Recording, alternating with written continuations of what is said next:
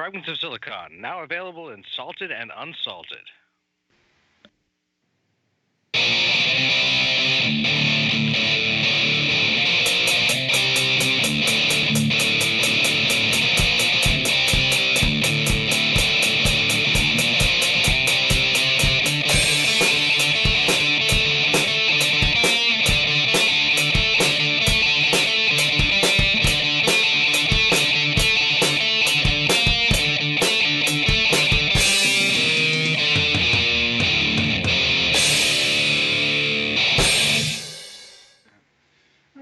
Welcome to another installment of Fragments of Silicon, European Interviews Edition. Let's see. Joining us today is Gary Burchell of Fireblade Software. Hello. Hello. How are you doing today? Yeah, good, thank you. That's good to hear. Right, so let's get into things. How we like to start our interviews is by asking the person in question what got them interested in video games on both a personal and a professional level? It's a good question. So when I was some early memories, I remember watching my brother play his Spectrum, and I think then just going to arcades and stuff and seeing things like Golden Axe and being blown away, and then that sort of period of time, games were sort of just starting to really encroach into the home a bit more. So one of my mates had an NES, and then I got my saved up loads of money and managed to get a Mega Drive, which I think was called Genesis in America, and had that for a while, and then got a Super NES, and then transitioned across to PC gaming, and I never really looked back. Really, I sort of primarily became a PC player, and then now when you say a PC, do you mean like a Windows machine, or are we talking the Amiga here? No, so that would be a Windows machine. Mm-hmm. And okay. Sorry, go on. No, continue. So I did still have consoles, but I tended to sort of skip generations. Because it wasn't till really more recent times that you never used to, if you wanted an FPS, you'd never get it on a console until a certain time period. You'd get it on PC, and I mean strategy games still you want to play those on PC, but I kind of reached that point where I was going to go off to university, and I was thinking about what I wanted to do, and I was like, well, people make these things for a living, so why can't I be one of those people? So that's kind of where I really realized that, and I've been messing around in Doom level editors and stuff like that beforehand. But yeah, I went off to university doing a computer science degree, thinking that was a good thing to sort of have under my belt to get a job in the games industry. I realized pretty quickly I'm not very good at programming, which when you're doing a computer science degree is a bit of an issue. But I still somehow managed to graduate with a degree, and I was kind of at this point where I really wanted to be a designer. I had that kind of naive view, which I think a lot of people do when they're younger, which is I want to be the ideas guy. I want to be sitting there coming up with game ideas and people make them. And of course, even very, few people are in that position, as well as even people in those positions have to adhere to certain realities of game development. But I saw that there was a QA position available in a studio that was down in Portsmouth, and I went for it thinking I'd just get my foot in the door. I did. I actually stayed there for 13 years. I joined in 2002, and then kind of became a lead QA, and then I became a designer, then I became a producer, then I became an executive producer.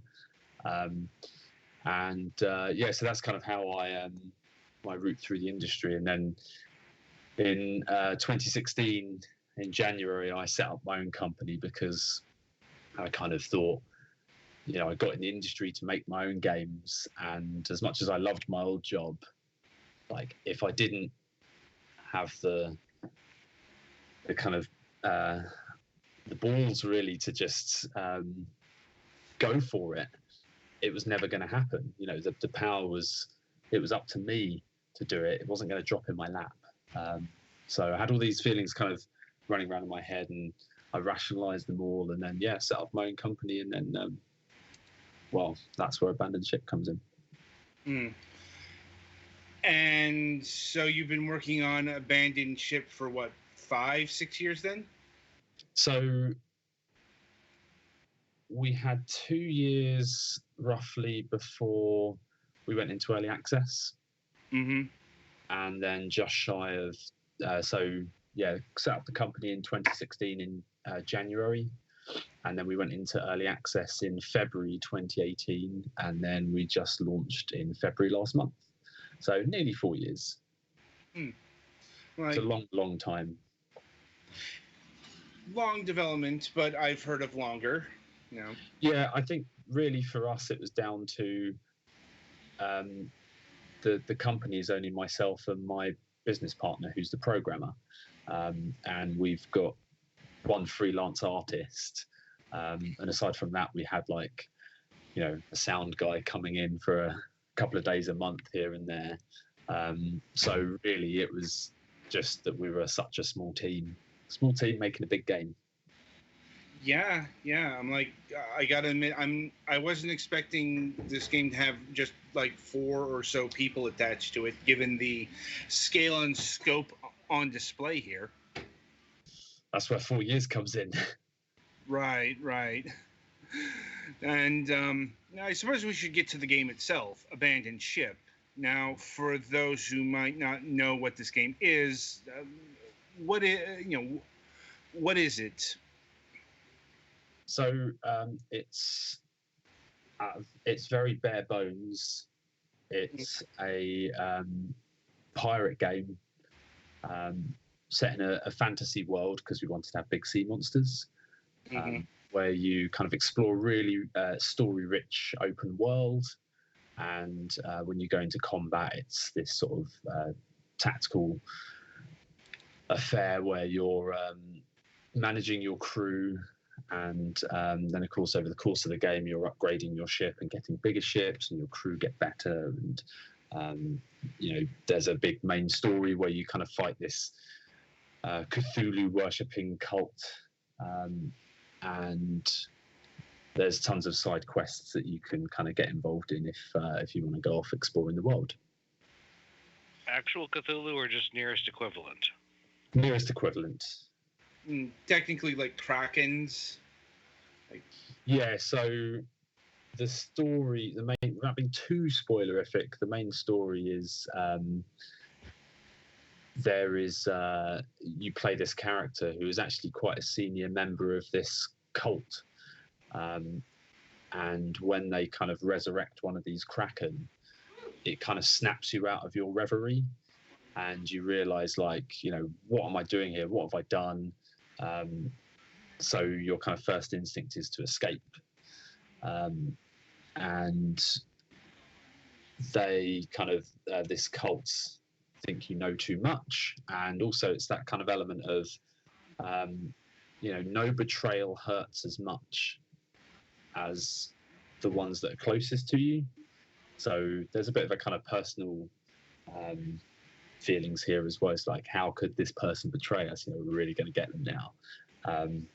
And then the kind of story develops to the point where, you're not just fleeing anymore. It's time to strike back. And the story progresses from there. And I suppose digging a bit deeper, what was the impetus for, making a pirate fantasy simulation strategy game? So when I originally left my previous job, I'd gone from the last games I made at my previous job were the Assassin's Creed Chronicles games, set in India, China, India and Russia. And, those were not huge teams. I think that we peaked at like 40 people. I've managed teams that have had like over 100 people in the studio in the past, not including outsourcers outside the studio. So going down to like, okay, I'm going to make this game with 3 or 4 people. I wanted to do something that was smaller in scope. So I was looking at games like, I loved Sunless Sea, the exploration in that and kind of the story-rich world. I loved the combat in FTL, and I'd always sort of been within an hour of the coast. And the UK has a kind of, I guess, as an island nation, got a very rich naval heritage. And so I think all these thoughts were kind of swirling around in my mind. And I've always loved the Age of Sail.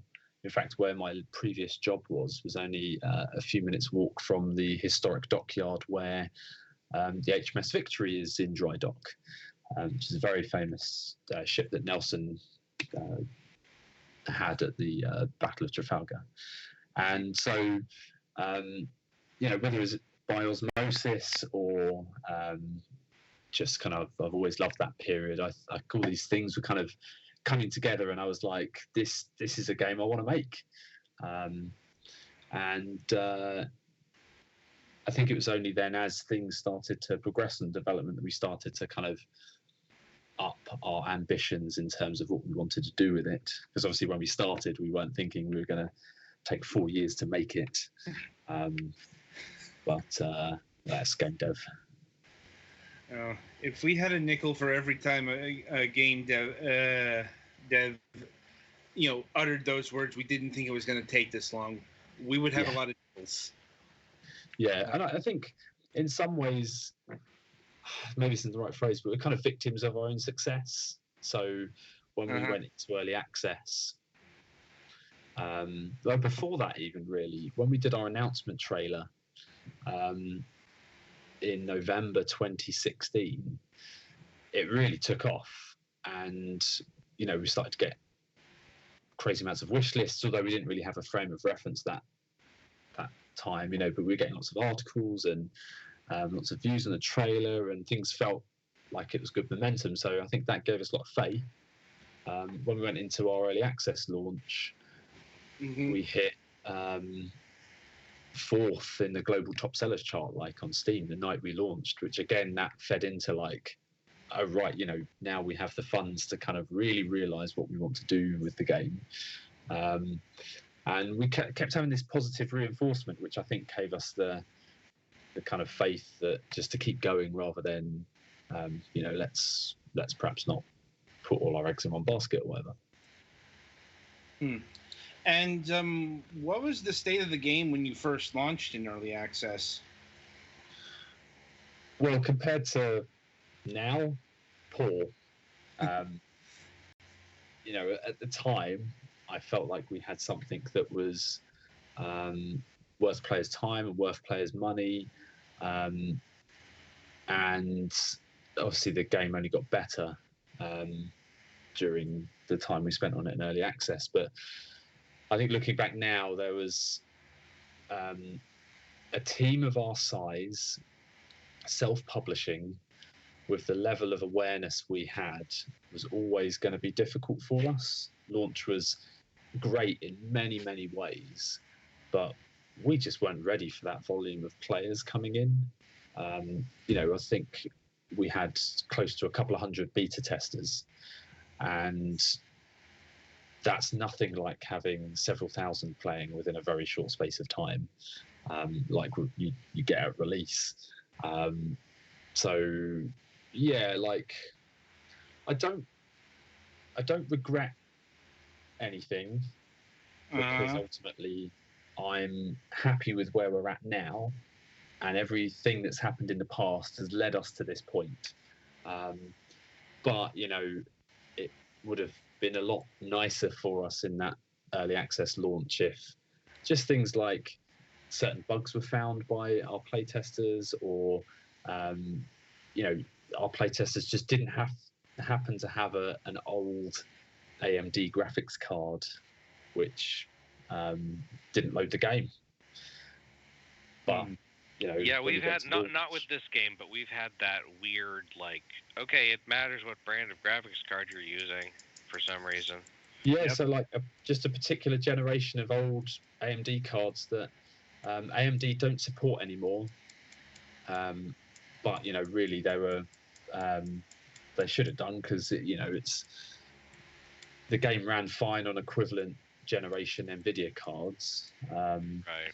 But and it was a DX11 problem. So we or DX12, can't remember, but basically we had to support DX9 mode. So people with those graphics cards just had to make sure they ran the game in DX9 mode, and it ran absolutely perfectly.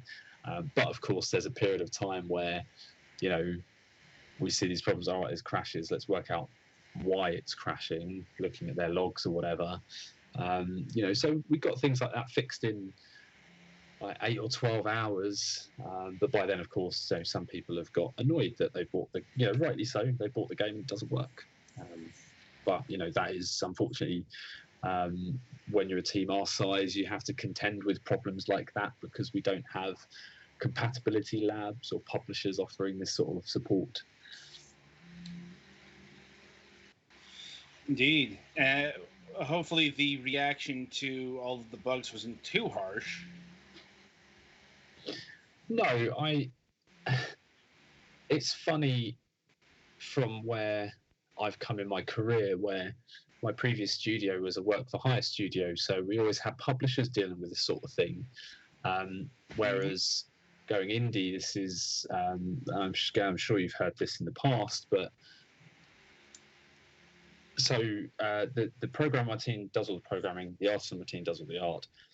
I'll do all the design, the team leadership, the production, the kind of just day-to-day QA, the business stuff, marketing, community. So I'm spread very thin, and it was very tiring during that launch phase, because effectively your community is awake 24/7 because there's somebody scattered around the world at any time. So that was hard, where we were tired from getting the game to the point where we were going into our early access launch, and then there was several weeks of intense non-stop community and stuff. And if somebody posts in the forums whatever saying, hey, the game's crashing, I want to jump on that immediately and try and offer support. But yeah, that's really tiring if I'm right, I'm just about to go to bed. During that period I was working at basically, apart from 6 hours sleep a day, 7 days a week, and then I'm tired, I'm gonna go to bed, I'll just check the forums though, and then, oh no, somebody's had a problem, I'll deal with that first. That's quite mentally draining. But that's kind of the life of a self-publishing indie, and I think sometimes games players, not all, but some, have this perception of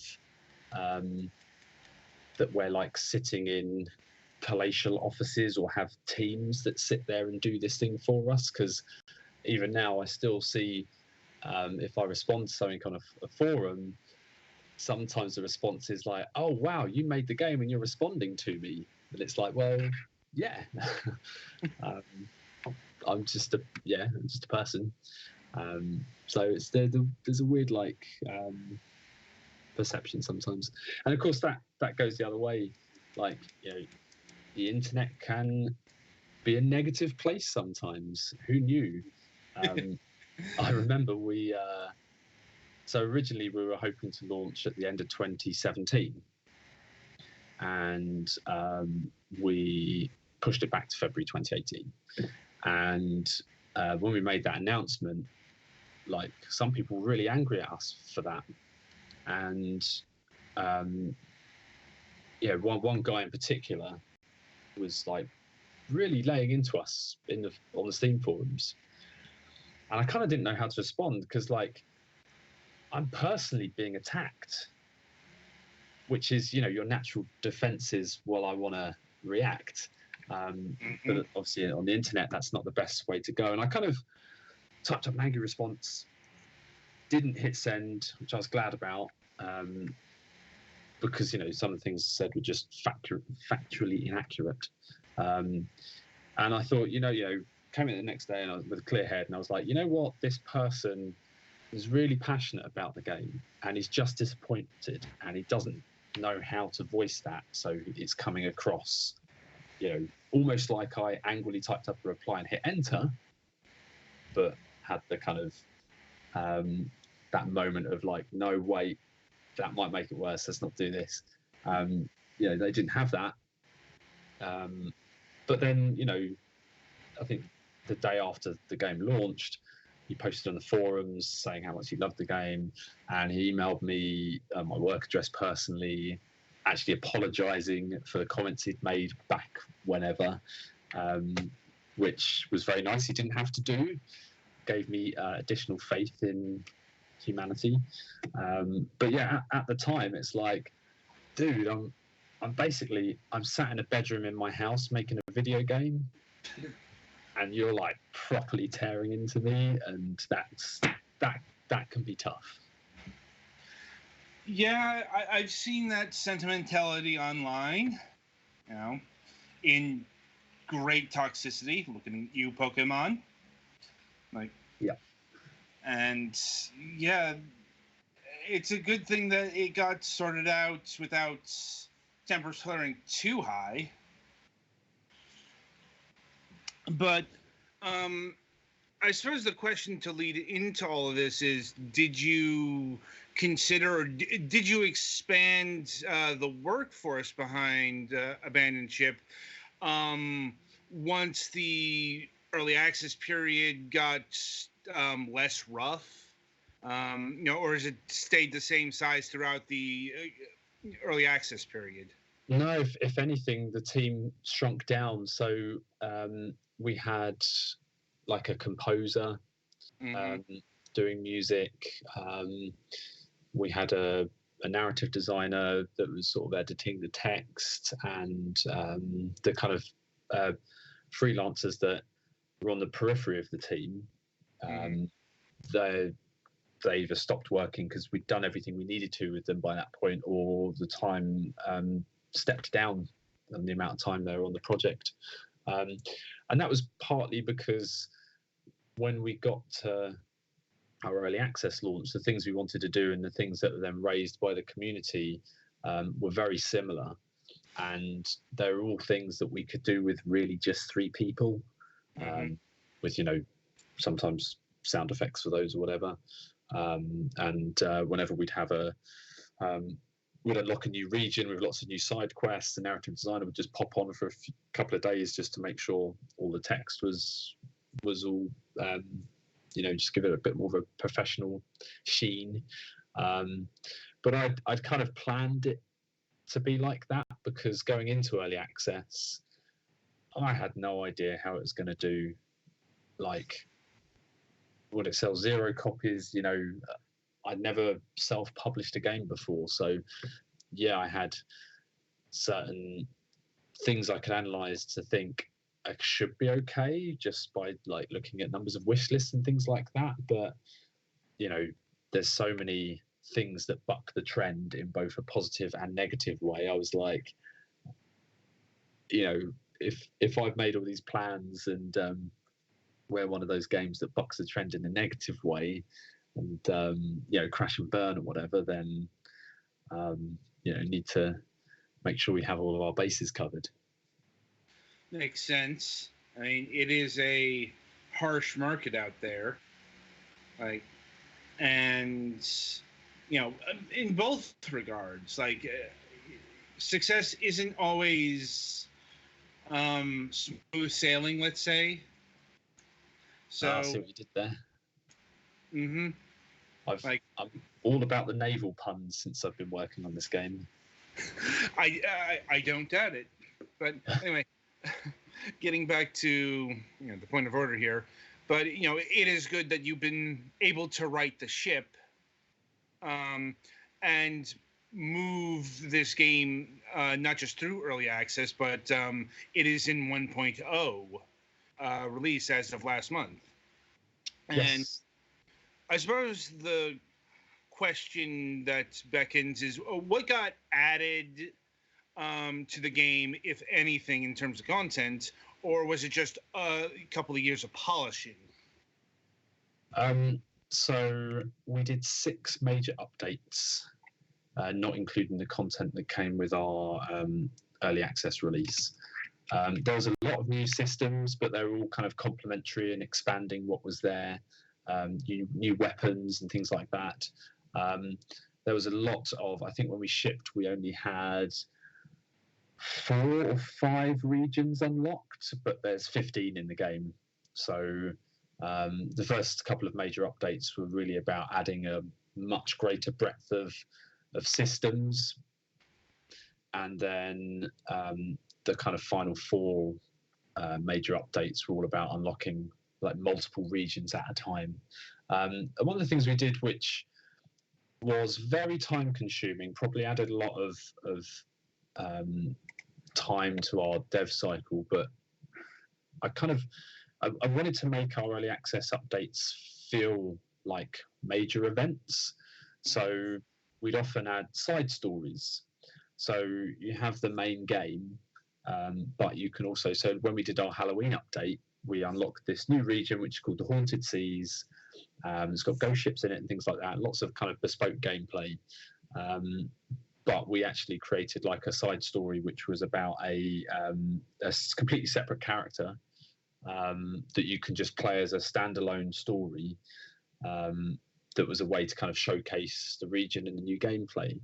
But then what we do in the main game is that ties in an interesting way. So, for example, if you do the Haunted Seas in the main game and then go to the home island of the character in the side story about the Haunted Seas, you can then get one of the weapons that these ghost ships carry. And that's the only way to get that. We don't tell anybody about it, but players still find that stuff. And that's really cool doing things like that, because a lot of the community absolutely love the kind of the world we've built. And we did another one where you actually play as the baddies. But right at the beginning of the main story, there's a couple of bodyguards guarding your character, and you knock them out. And when you play as on the Sword of the Cult campaign, you actually play as one of those bodyguards which is knocked out. They're kind of sent away, kind of under a cloud of suspicion.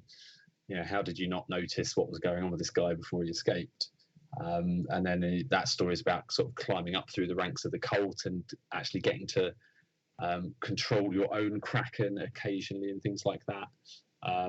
So it all crossing over with the main story and these side stories is something that players really liked during early access.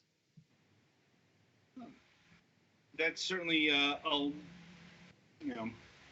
lot of content, and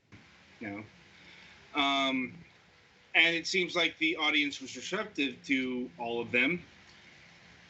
And flowing off of all that, now that the game is 1.0, I'm guessing that that's the end for major content releases. So before the end of December, we are going to release another major update, which actually includes another campaign. It's a free update, but there's a combat campaign which is strips out the exploration and is just 10 increasingly difficult battles, but you only get 5 port visits and you get to choose where those are. So you kind of got to be careful about, don't use them all up at the start sort of thing. But we've got loads of different combat modifiers. And I was like, we could do another combat campaign because we know people really like them, with 10 combat modifiers that haven't appeared in the previous combat campaign.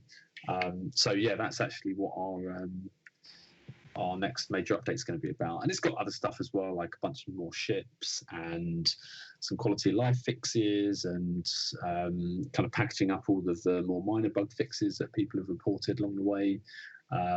So yeah, I mean, we are just about to release that, in the next couple of weeks. But after that, I think the team's going to gravitate more towards working on our next game. And would that be like DLC or like a new game entirely? No, that'd be a new game entirely.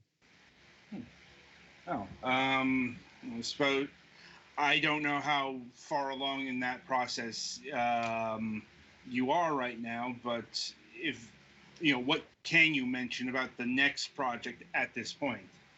So it's really, really early. So obviously we're still primarily working on Abandoned Ship still. And it's not a kind of boom, it's done.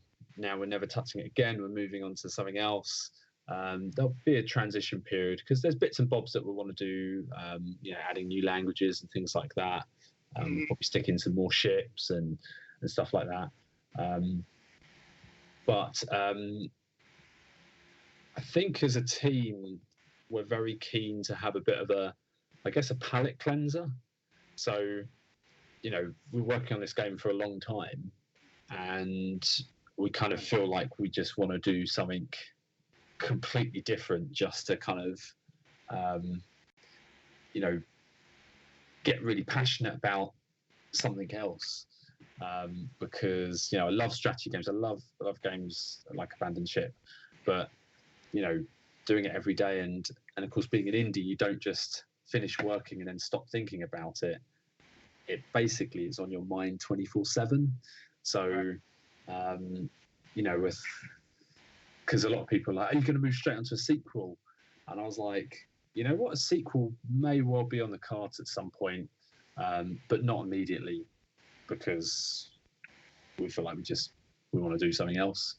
And that's fine. That's kind of, often being an indie, it's kind of like a conflict between, where you've got to pay the bills, but then if you really wanted to get rich, you're better off just getting a job in the city working for a finance company, which of course would be very boring, but boring to me anyway.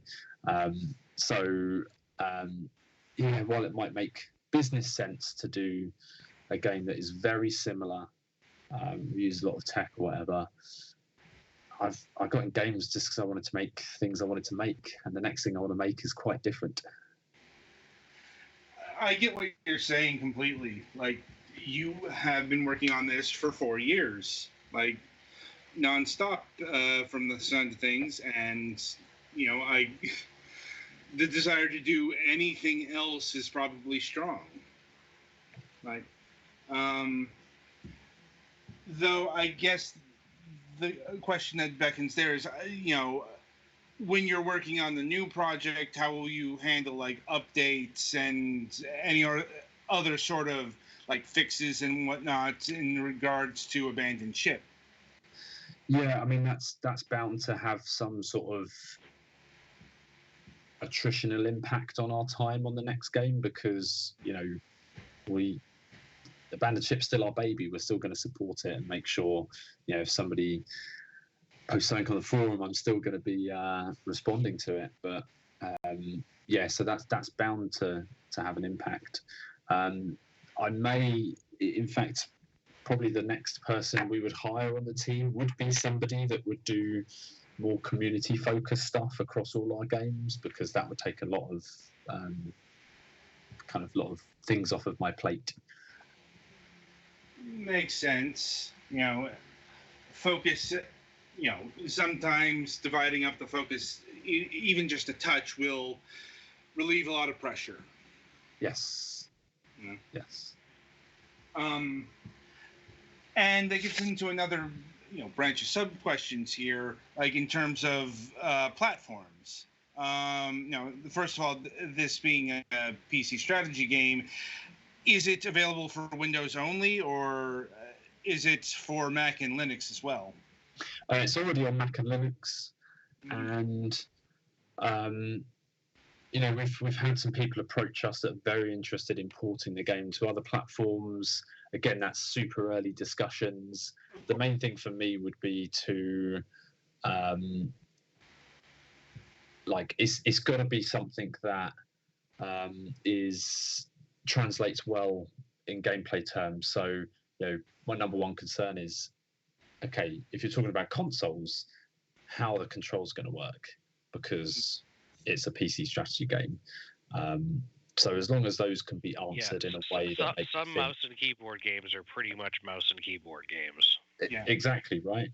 And you do get strategy games like, Halo Wars was one that springs to mind. You do get them on there. It's not an insurmountable challenge, but it's got to be good enough. So that would be my primary concern first.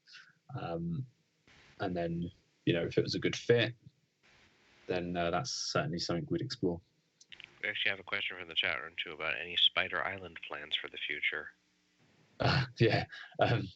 So I recognise Jarek from our Discord. So one of the major updates we did was for a region called the Spider Islands, and it's basically this region that's been taken over by sort of spiders that are about all kinds of spiders, but the bigger ones are like the size of a dog, say. And when you're in combat, they'll basically drop down onto your ship or onto both ships, and you have to fend them off. And the whole region's just like, the islands are covered in webs, and it's a really, really bloody horrible place to go.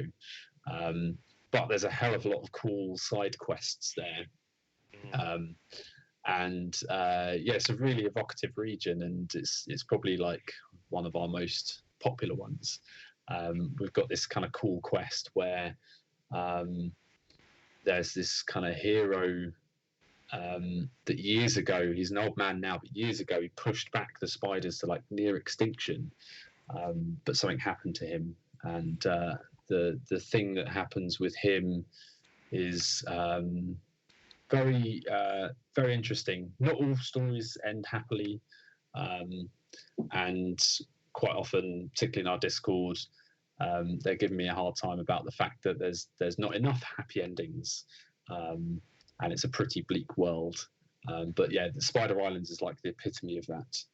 And I'm terribly arachnophobic, so this was like a nightmare for me to write.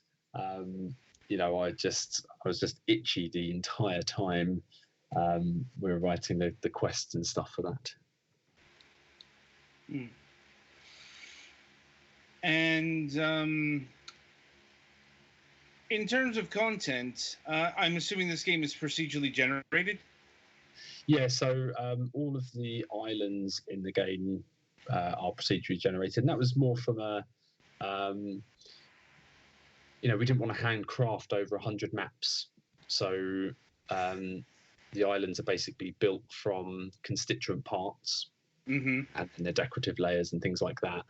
And then the only downside of that can be like if you wanted there to be a social aspect of like, oh, I found this cool thing, and then the other person might not be able to find it. Yeah, I mean, we do have a world seed that you can pass to your friends for things like that.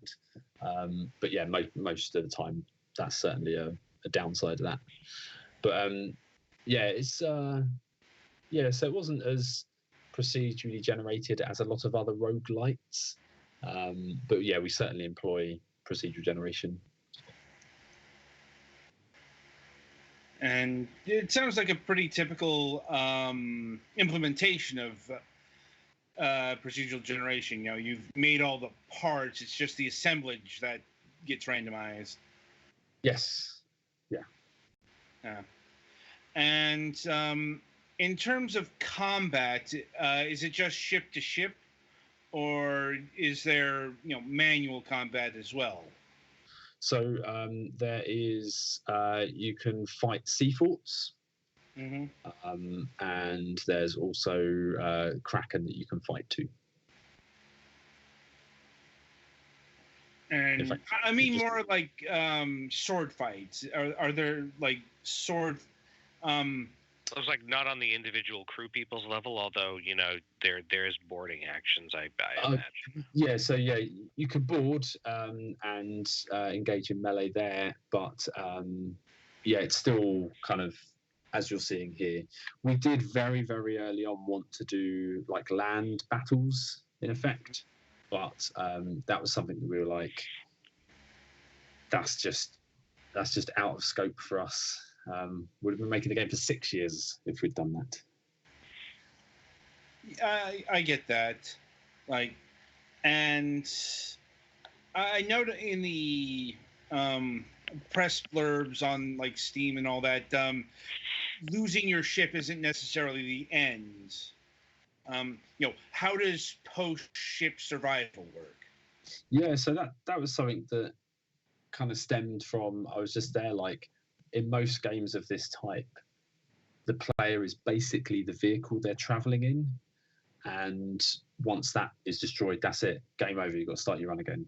And I just felt that didn't make sense, because a lot of piratical and Age of Sail stuff is about what happens when you are cast adrift and in a lifeboat and things like that. So that kind of felt like a good fit to me. So how that's manifest in the game is that if your ship's destroyed and you make it to the lifeboat, then you're in lifeboat mode. But if you go down with the ship, you end up in stranded mode. And then essentially you've got so long to live. And if you're in the lifeboat, that's determined by how many supplies you've got with you. And obviously, if you have more crew with you, the supplies dwindle faster. But if you're stranded alone in the water, then it's just your health that's ticking down. And you basically make a choice of where you're going to head towards for salvation. And you've got different percentage chances of rescue once you reach those places. So, you might decide, okay, trying to reach port is a guaranteed salvation, but it's just beyond the amount of supplies I've got. So I'm going to be in a lot of potential difficulty. I might even die. Or you might go, but this place is closer, but it's not guaranteed rescue. So I'll head to there instead and hope for the best. And of course, where your ship sinks as well, if you sink right outside a port, you're basically guaranteed to be rescued. But if there's no port, if there's nothing around, then your chances will be more remote. And that's and then once you're rescued, then basically you get another ship, and the game kind of eases off on the difficulty on you until you kind of claw your way back up again. But it's a long game, and you're going to be you don't want to just lose your ship and that's it, bam, game over. You want to have your best chances of survival as possible. In fact, see, the Kraken has just destroyed you, so you're going to see stranded mode now. Neat. So, are there like different models of ship or anything, or? Yeah, so there's 10 different ship classes, and each one has multiple different visual variants. And if you capture ships intact, then you can basically use their visual variants. So if you really like the look of the ghost ships, then you can capture one intact and then change your ship skin to be that of the ghost ship that you just captured. And are these based off of real world Age of Sail ships, or something a bit more fanciful in terms of like design and whatnot? Yeah, so things like the cult ships and the ghost ships, obviously more fantastical, and not any. We take a lot of real world inspiration, of course, but yeah, it's not. It's not like, hey, we've got the HMS Warrior in there or anything like that. And in terms of objectives, is it just like dealing with the cult, or can you do economics, like trading goods and shipping those from port to port? So there's no trading aspect to it, but there's a lot of side quests. So if you're don't want to do anything with the cult, then there's a hell of a lot of world out there to explore and kind of get involved in, and you can kind of engage in piracy and things like that. And in fact, we ended up putting in a free play mode with version 1.0, which was basically that some people, they just want to be a pirate and have complete and utter freedom. So free play mode is for those sorts of players, and we even made it so that there's a long-term goal of rebuilding a pirate base, which is in a corner of the world. And let's see. In terms of your crew, are there any classes there, or are the men pretty interchangeable? No, so each crew has a particular class. So, surgeons can heal people outside of sickbay, and navigators are much better when they're manning the wheel. Anybody can do any task apart from healing. They need to heal themselves in the sickbay rather than healing other crew. But navigators can man the guns if they need to. They're just not going to be as naturally good as, say, the gunner class will be. And how many crew members can you have on a ship? Is that dependent on the type of ship, or is it pretty uniform? Yeah, so it's the smaller ships are more limited in the number of crew you can have on your ship, and obviously the larger ones are much bigger. And in terms of taking care of your ship and crew, is there any sort of resource management? After a battle, do you have to go to a port to repair your ship? That kind of thing? Exactly that. And particularly with the crew, as you kind of play the game, you're going to basically pick up traits. They're kind of split between positive and negative, and mental and physical. So, if you pick up a negative physical trait, which is, if you get hit by a certain weapon, you're always going to be knocked overboard, then that's a trait that really you will kind of want to get rid of, which you can do in port if you pay for it. And are there any sort of weather effects? Yep. So we got tidal waves, lightning, rain. They all have gameplay modifiers. So rain, if you have lots of fire weapons, for example, and you go into a rainy map, you're not going to be very effective. And then I kind of class them as environmental modifiers, because there's things like icebergs. You need a certain upgrade to kind of not be affected by those. There's fog that reduces your visibility, and then there's other things like, if you fight in the cannibal region, you're going to have cannibals boarding you in the battle. We've got lots and lots of different environmental modifiers. Makes sense. It being sailing and all. And any sea shanties? No, I'm often asked about this. There was a logistical problem in that, that all costs money. But I kind of felt this game was a bit more Master and Commander, say, than Pirates of the Caribbean.